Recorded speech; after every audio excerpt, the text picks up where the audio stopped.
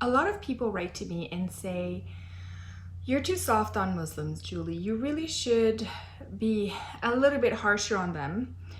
And a lot of people are also upset that I say not all Muslims, and they then write to me and say, "Well, it's all the Muslims. Round them all up. Get rid of all of them."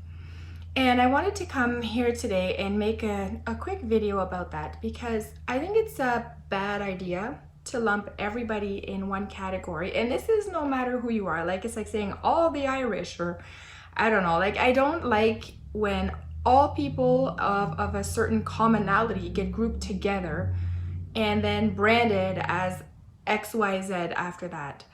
I think that that's wrong, and it's not the right way to go about this, especially not here in Canada. So there are two reasons for that concerning the Muslims, and those are the reasons I'm going to discuss today. So, two reasons. The first one being the rule of the 20%, and the second one being all of those Muslims that have no idea what goes on in Islam. So those are the two that we're going to talk about today, and those are the Muslims that when they do get lumped in with one blanket cover of all extreme Muslims, round them up, deport them all. These are the Muslims that we could have on our side, and we would be doing a disservice to our society and to them by just rounding those guys up and sending them off. There we go. So, first one, the Muslims, the rule of the 20%. So this is developed by Bill Warner, and if you don't know who he is, I really recommend you check out his work. He's a scientist by profession, and he actually decided to study up on Islam, and he quantified all of it. So he did everything by metrics. So he's the one that came out and said, if you follow the Quran and the Hadith and the Sirah, it is 13% Jew hatred. So that's kind of an example of everything that is quantified. Just one of the examples of the many things he's quantified, I should say. And this is how it's much more relatable. We are able to understand Islam a lot better when it's put that way. So, according to Bill Warner, there's about 20% of all Muslims that are actually de facto ex-Muslims or anti-Islam already. And when you think about that number and think about how we are in Canada here, knowing that there's 20% of them average that could potentially leave Islam at any given point, it's important for us to create a soft spot for those ex-Muslims to land on. We have to make sure that our society is welcoming to those people, because once they do leave Islam, their entire families will kind of turn their backs on them. So this is why I think that putting those guys in with the rest of all the Muslims that we all supposedly are supposed to round up and deport is a very dangerous thing. Even to consider them, if we just think about, oh, all Muslims are the same, they're all extremists, they're just hiding it from you. Well, we're not doing a service to that 20% either if we're telling them that they're the same way as their violent counterparts when they themselves have already decided they're not going to be like that. So I think it's just better to keep it so that we can have a spot for those guys, and we definitely do in Canada. We are more than welcoming to anybody who wants to leave Islam. So this is the kind of environment that we want to create for these future ex-Muslims. And remember, every ex-Muslim that you know was once a Muslim. And the ex-Muslims are often the biggest criticizers of Islam. So very powerful people to have on our side, because they've been inside Islam, and they can relay, and perhaps hearing from them is going to prompt more Muslims to leave Islam. I mean, I can say it all day long, but since I was never a Muslim, it makes it really hard for me to have any convincing arguments for those, because they could just say, well, you were never in Islam. So anyways, that's just my opinion. But the second category of people are the people that we have here in the West that they call themselves Muslims, but they have no idea about Islam. Like, not even the faintest idea. They like know that Allah is their God. They know that Prophet Muhammad existed at some point in history. They know that there's this book called the Quran, and they know they have to pray 5 times a day and do the Ramadan and then go and do the pilgrimage. But that's pretty much where their knowledge of Islam will stop. And there are a lot of those people here. I had an ex-friend because once she found out that I speak out against Islam, quickly dismissed me. But she actually told me when she found out I was anti-Islam, she said, my husband is Muslim, but Muslims and Islam are two different things. Only Islam is violent, but Muslims are not. Oh, I had to take a deep breath on that one. And it just got me to thinking that if a Muslim thinks that, or the wife of a Muslim, and the Muslim probably doesn't know much either, and there's many Muslims that have written to me, and the way they write, it's so clear and obvious to me that they have no idea. They have never even read their own religious texts. So, just to break it down for you very, very quickly, quick ABCs of Islam right here.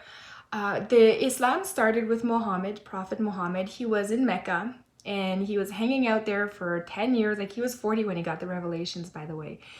And for 10 years after that, he's trying to convert people to Islam, and people are having none of it. So he's peacefully trying to convert them. So he's convincing them, and he did things like adopt the ban on pork. They can't eat pork. That was a direct copying of the Jewish traditions in order for him to gain credibility with the Jewish tribes around him in his effort to convince them to convert to Islam, that he was the new prophet and that Islam was the new way.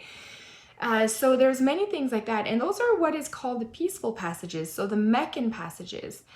And there's the other part of the Quran, which is the Medinan part of Quran, which is the violent passages. So what happened is, after he's kind of tired of trying to convince people and going nowhere fast, so Muhammad became an immigrant, and he went and emigrated over to Medina. And in Medina, he became a warlord. He found out really quickly, if I force people to convert or threaten to kill them, they convert pretty fast. So he started these campaigns to target tribes and force them to convert. And that worked well. And right after he died, this is how the Islam spread across the continent. So it went from the Middle East, it went to Europe, and then it went to North Africa. And in a few centuries, it had overtaken a lot of these countries by the sword. So this is what he did. And why do these Muslims not know about this? Well, they're not taught the history, first of all. And second of all, I suspect that they are probably taught only the peaceful passages of the Quran. So the Meccan passages, the ones that were peaceful. And then they've kind of just not even mentioned the Medinan passages. And what's tricky to understand about the Quran is, instead of being like a book of revelations where it's been done in a chronological order or any form of organization, they decided they were going to organize the Quran, and they, being the first couple of Muslims who put together this in a written format, they decided they were going to organize it from longest chapter to the shortest. So imagine if you're an author and you write a book and you write it in normal chronological order, but your editor decides to put it by longest chapter to shortest. It would make no sense at all to understand and read it. It would not be a fluent book. This is why the Quran is so confusing to us Westerners. We read it and you're like, whoa, what is happening?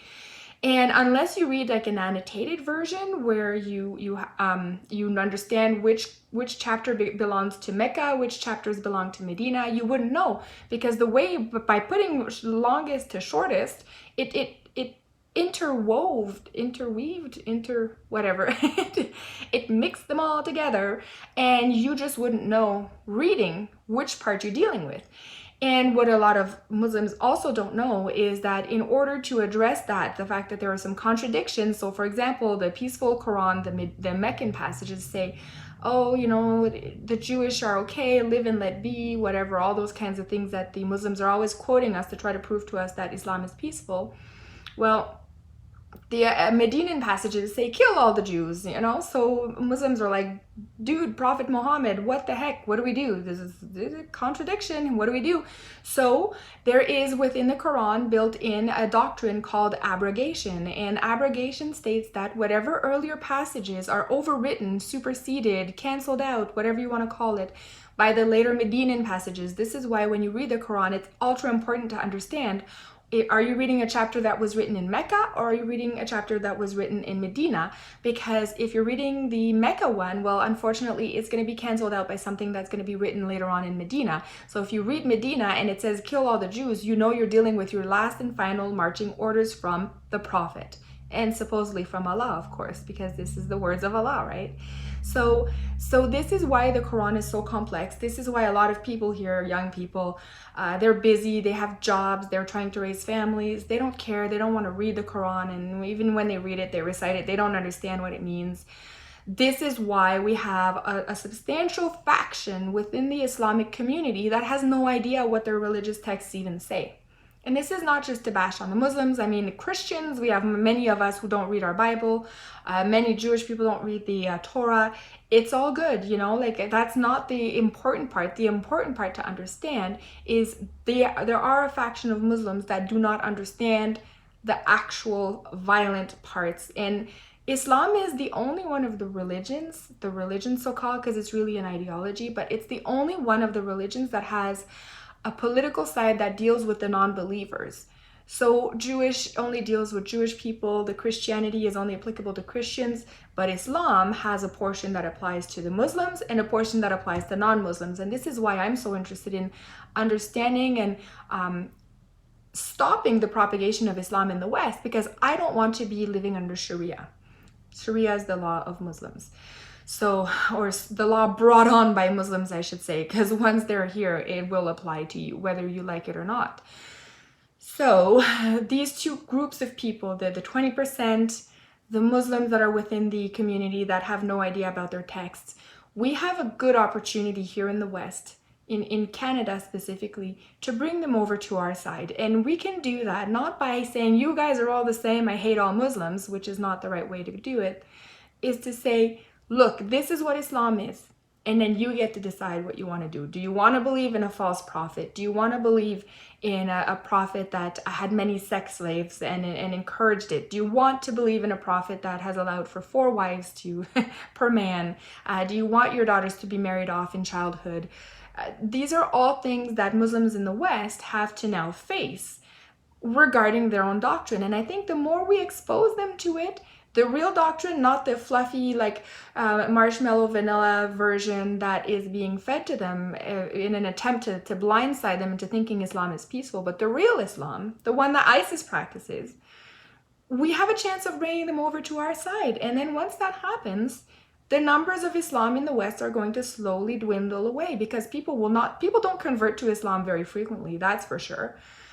But on top of that, the ones that are born within the Islamic faith will leave it and come to the side of reason, the side of scientific evidence, the side of freedom and expression and freedom of conscience and all that. So anyways, that's it for me today, guys. Please let me know what you think in the comment section. I know you will.